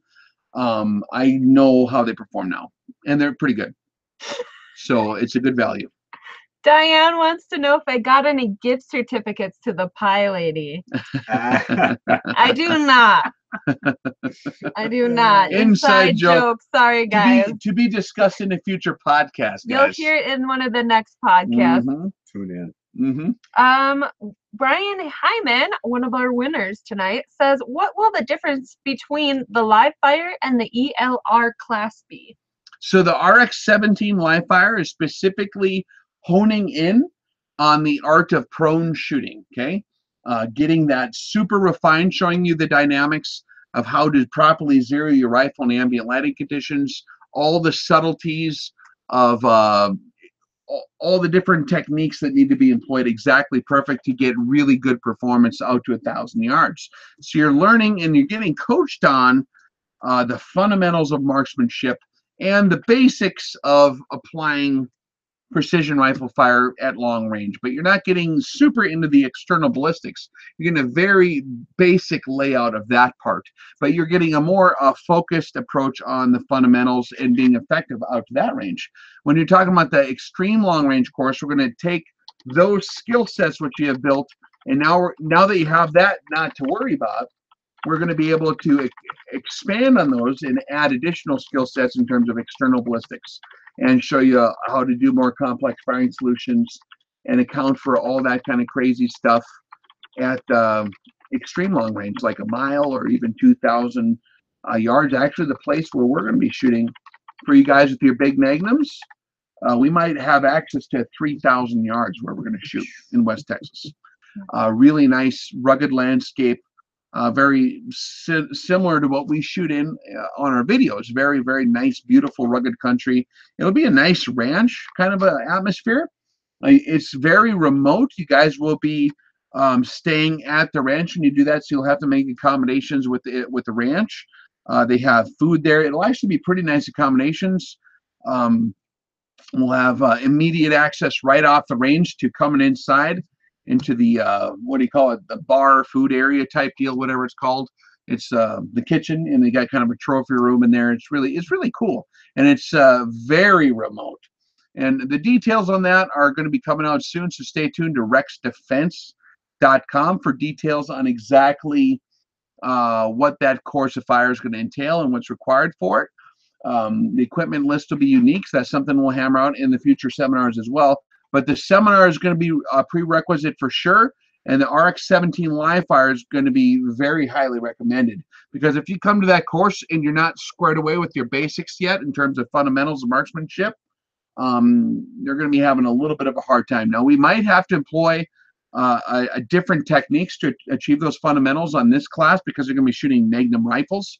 Magnum rifles may hit you in the face if you don't hang on to them a little more, so we might have to teach you a little more positive recoil control or positive rifle control techniques like the military guys teach, like I used to do in the series back in the day.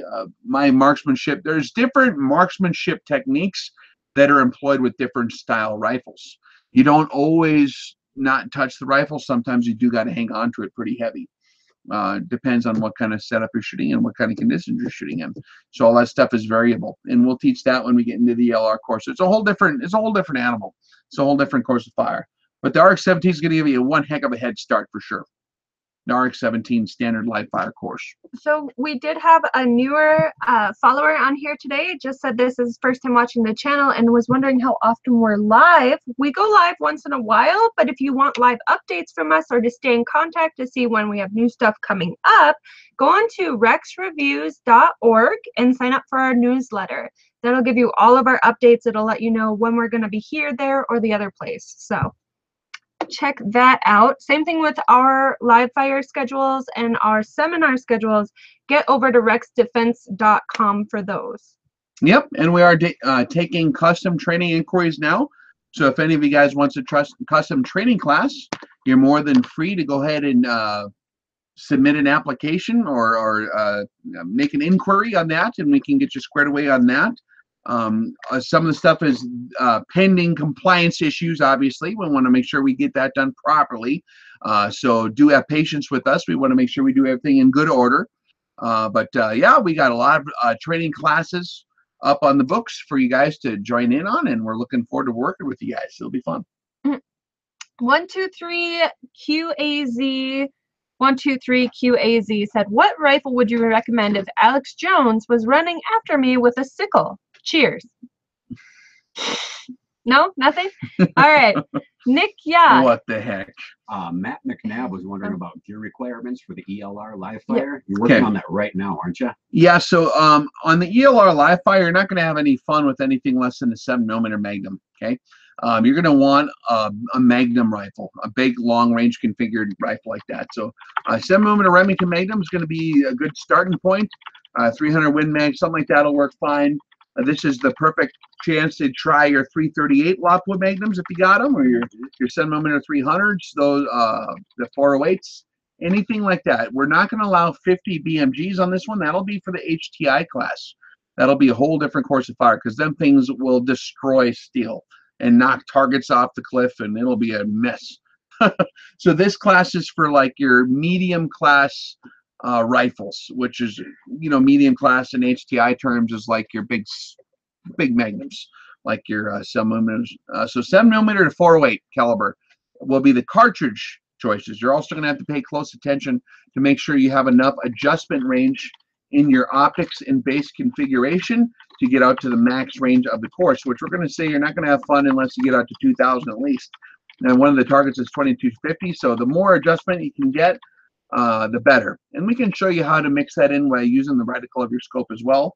If you're running a first focal plane reticle, you can very easily add holdover using the dots in the scope, in addition to whatever you can dial. So we'll show you a lot of that stuff as well. Typically pay attention to your optics. We're going to have the required equipment configurations posted when the class goes live on the website, and then you'll know what you need to have. Should be this week for sure. Please confirm the new website. So the new website for training classes is rexdefense.com. To sign up for the newsletter to receive live updates on when we schedule classes or for our podcast, go to www.rexreviews.org. So there are rexreviews.org is like our media operation. That's this part, the reviews. The actual training schedule is rexdefense.com. And if you go to either one of those sites, you'll be able to hook up to the other one. So. Yeah. Sweet. All right, let's take one more question. Now, one more question for the evening, and then we're going to cash out. And give them a few secs. There's a leg. And happy Festivus, everybody, by the way. Let's go with Greg's Prepping and Survival channel. Oh, he just said you inspired him to get a 338 level. GR John 14 asked quite a few times about high altitude shooting. Yeah, high altitude shooting is a heck of a lot easier than low altitude shooting. Unless you're doing high angle of fire, but that's a very simple thing to correct for. You just adjust for your actual horizontal range on the gravitational component of your drop. That's all.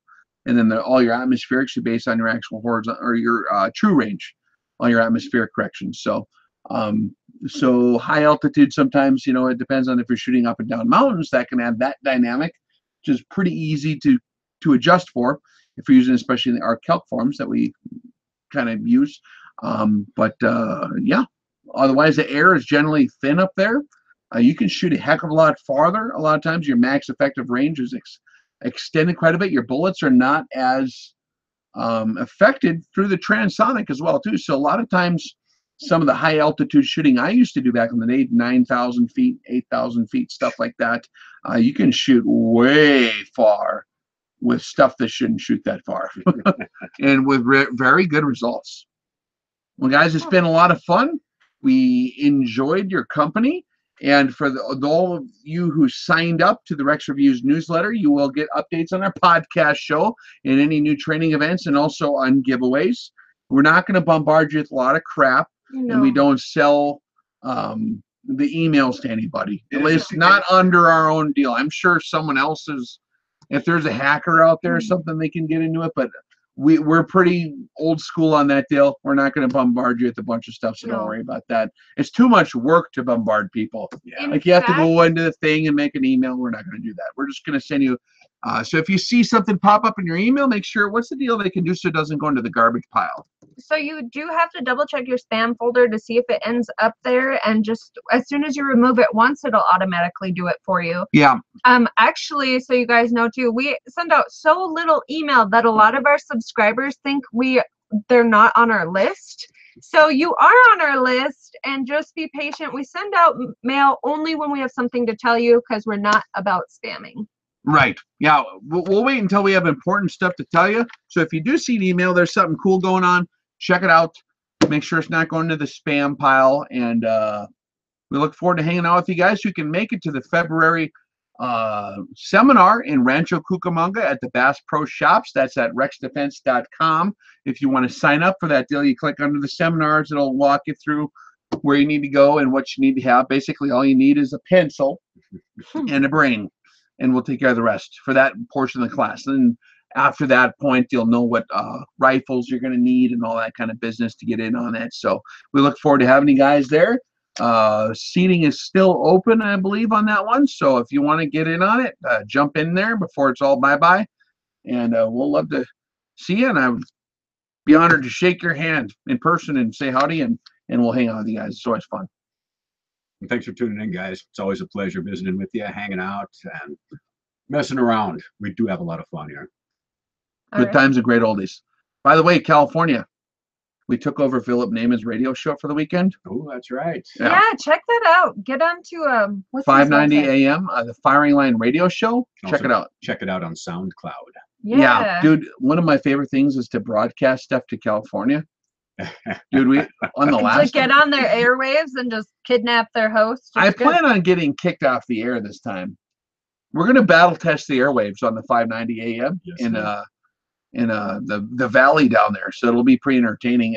Check it out. They also have that play on, what do they call them? They do a podcast afterwards, or whatever they call them, online radio show. The Firing Line Radio Show with Philip Naiman is the show that we take over. So we'll try to post that on our Facebook as well whenever that happens. But we did get an angle on it, so we're gonna go and take over the radio show one more time.